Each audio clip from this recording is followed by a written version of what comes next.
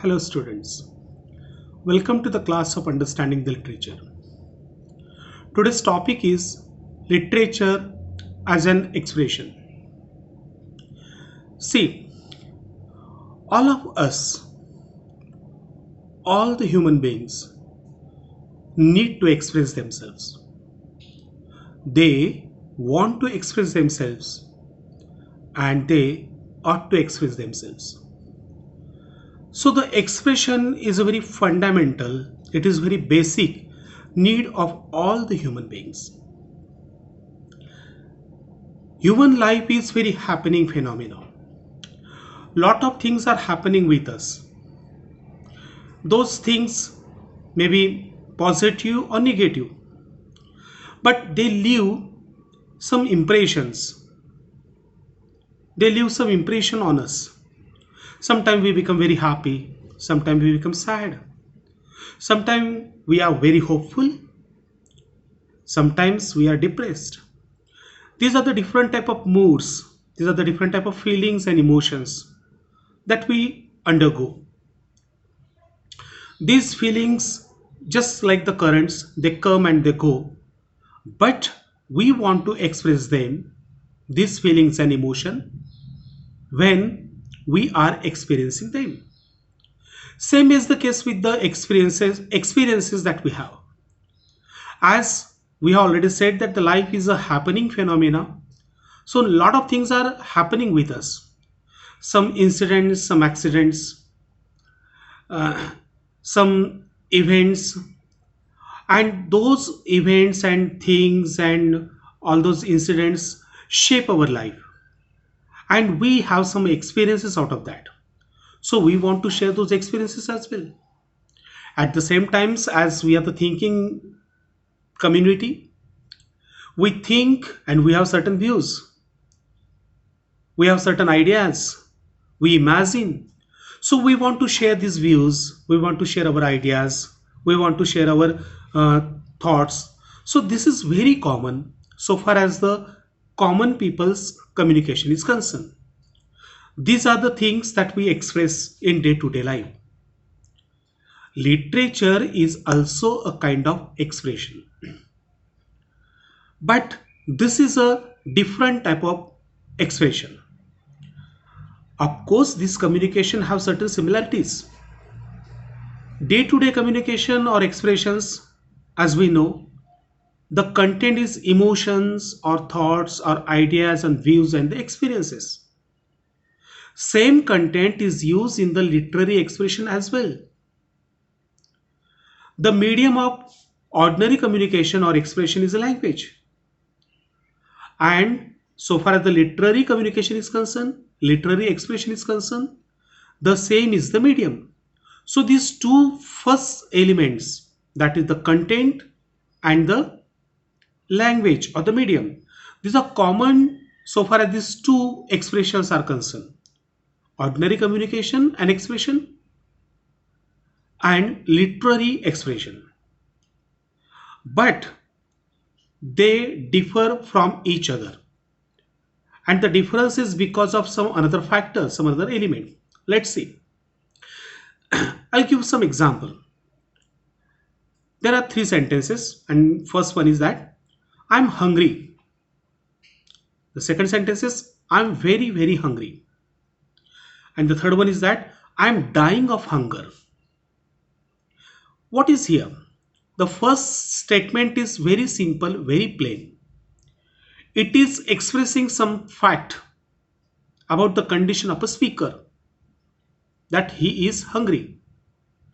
The second sentence is again plain, but it has certain intensity of expression.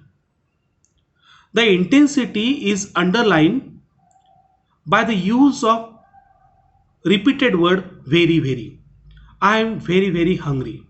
So the intensity of the emotion is expressed.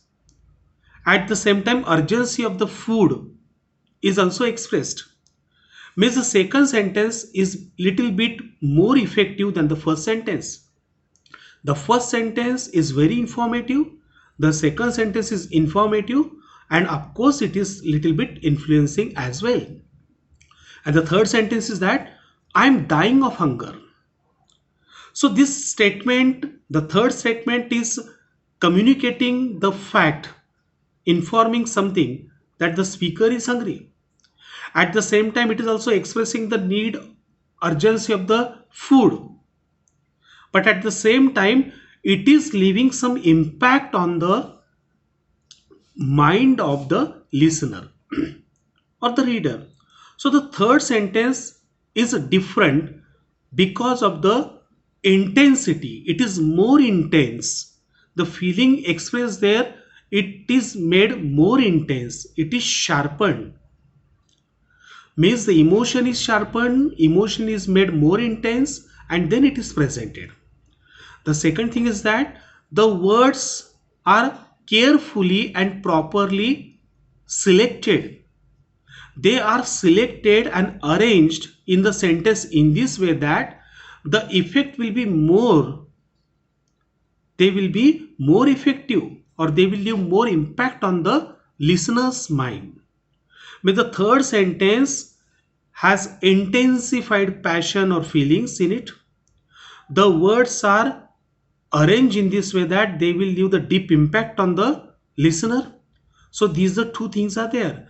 Means the literary communication or literary expression and the common communication differ on the basis of the intensity, on the basis of uncommon use of the words.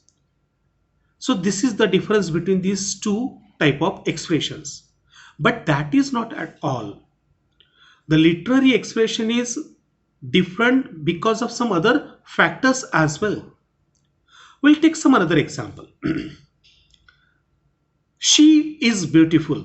That's the first statement. And the second statement is she walks in beauty. The meaning of these two sentences expression is very same, but the second sentence is more attractive. It attracts the attention of the listener or the reader immediately. The first sentence is expressing the fact that a girl is beautiful. She is beautiful. It is a very plain, informative statement. But the second sentence is a statement, but it is modified. It is shaped. It has got a something novel or new form. She walks in beauty. Actually, the words are very common. She is a common word. Walks is a common word. In is a common word. And beauty is a common word. But these three, four common words are arranged uncommonly. And the effect is significant. The effect is completely different. The first sentence we listen and we forget. But the second sentence just is rings in our mind.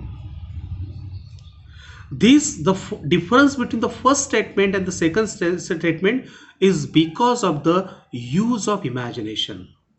Means in the ordinary statement, the first kind of first statement, there is no use of imagination, but in the second sentence there is a use of imagination, and the use of imagination is there in the imagination used in choosing the words, selecting the words, in arranging the words and creating a very different effect. The writer imagined, he thought completely new and novel manner. And what he said, she walks in beauty. He wants to say that she is beautiful. But the way he expresses the same view or the fact, but he is expressing that fact and view with the help of the imagination. So this is the third thing that is very important so far as the literary communication is concerned. In ordinary communication, we express our feelings, thoughts, views, ideas and experiences, and all those things are experienced with the help of language. The language is a medium of expression in the day-to-day life communication. But we use the imagination always. We always intend to communicate simply in a straightforward manner so far as the ordinary communication is concerned. But the literary communication or expression become completely different because of the use of imagination. So in the literary expression, we see the emotions, we find the feelings, but these feelings and emotions are intensified. We find the views and thoughts and experiences, but they are shaped and reshaped, and again they are reshaped. They are developed in this way, they are reshaped in this way that they will create the bigger effect. They will create some they will create some intensity. So the words are same, but they are commonly used. The words are common, but they are uncommonly used. They are uncommonly arranged. So arrangement of the words is something like a magic. So the intensity of the feelings, newness of the thoughts and ideas, that make the literary expression different. The arrangement, selection and arrangement of the words, that make the literary expression different.